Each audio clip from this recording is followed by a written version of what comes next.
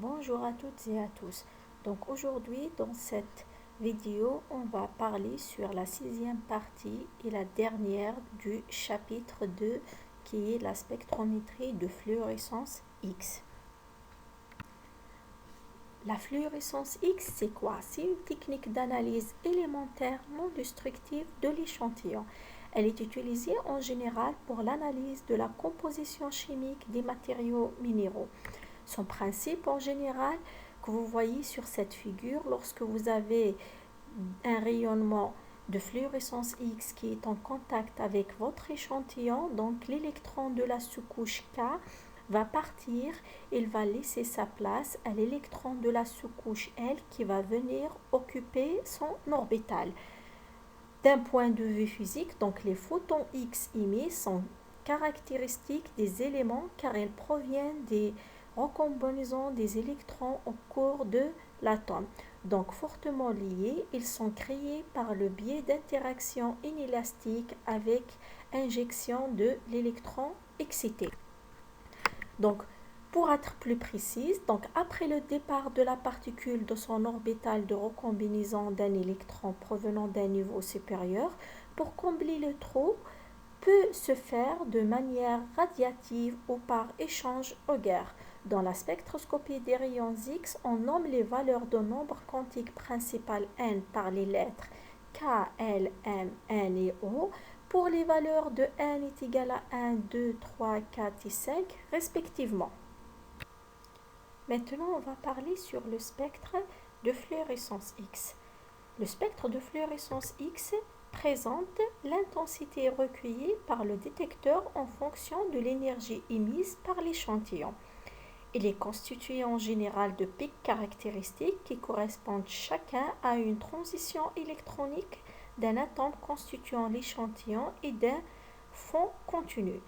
Les différents éléments sont aisément identifiés par de la position des pics. Donc sur cette image, vous pouvez voir un exemple de spectre de fluorescence X d'une couleur bleue qui a été collecté sur un manuscrit. Donc vous pouvez voir les différents pics comme le cuivre, le fer, le calcium, etc. Alors, pour étudier un spectre de rayons X, on a deux points importants à prendre en considération. Le premier, c'est la distribution des niveaux d'énergie des électrons atomiques sur le spectre XRF. Par exemple, vous voyez sur ce spectre différentes pics où vous voyez qu'il s'est écrit CRK alpha et CRK bêta. C'est-à-dire que si vous rencontrez deux pics correspondant aux énergies de mêmes éléments, donc vous pouvez avoir comme première partie le K alpha et le deuxième c'est K bêta. Et c'est la même chose pour le nickel. Donc on voit deux pics caractéristiques du nickel. On a l'énergie K alpha et K bêta. Le deuxième point qui est important aussi, c'est la distribution des niveaux énergétiques en relation avec les différents niveaux qui entourent le noyau, c'est-à-dire K, L, M et ainsi de suite.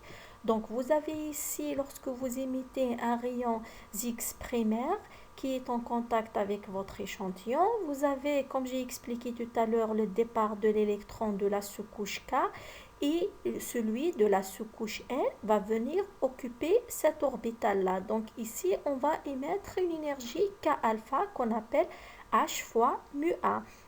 Et si l'électron de la sous-couche L part, donc celui de la sous-couche M va venir occuper son orbital. Donc on va aussi avoir le K bêta qui nous donne énergie qui s'appelle H fois mu 2 et ainsi de suite jusqu'à que la dernière orbitale. Donc vous pouvez voir aussi dans ce côté-là, donc vous avez la distribution des énergies, donc selon leur ionisation. Donc on peut voir les différentes caractéristiques des rayons X primaires. Donc on a l'énergie première, c'est H fois mu 1 qui nous émet du K alpha. La deuxième qui nous donne du K bêta. Après, vous avez H mu 3, ça nous donne de L alpha. Ainsi de suite jusqu'à la dernière orbitale. Alors, il existe une remarque très importante dans les rayons X.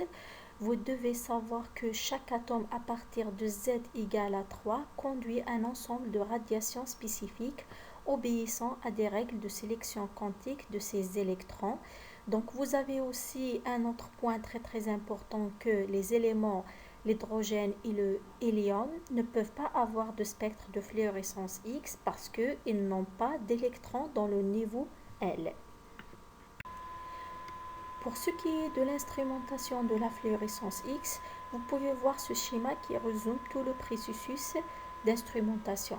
Donc vous avez une source de rayons X qui est en contact avec votre échantillon. Une fois que la source elle est en contact avec votre échantillon, le détecteur collecte toutes les informations et va les transmettre au spectromètre. Donc le spectromètre, à son tour, il donne tout le signal collecté pour un collecteur de signal.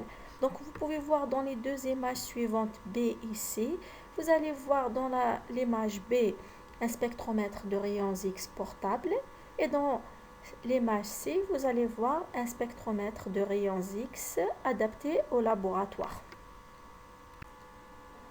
Comme dernier point pour le spectromètre de fluorescence X, on va parler sur son utilisation. En général, le spectromètre de fluorescence X il est utilisé pour la géochimie, la géologie et la volcanologie. Pour ces trois points que j'ai cités, en général, on utilise le spectromètre de fluorescence X portable. Il est beaucoup plus adapté sur le terrain. On utilise aussi le spectromètre de fluorescence X, que ce soit portable ou bien celui du laboratoire, dans la chimie, la physique, la minéralogie, pour la recherche beaucoup plus. Il est aussi utilisé pour la technologie nucléaire et la métallurgie pour l'industrie et enfin pour l'étude de l'art.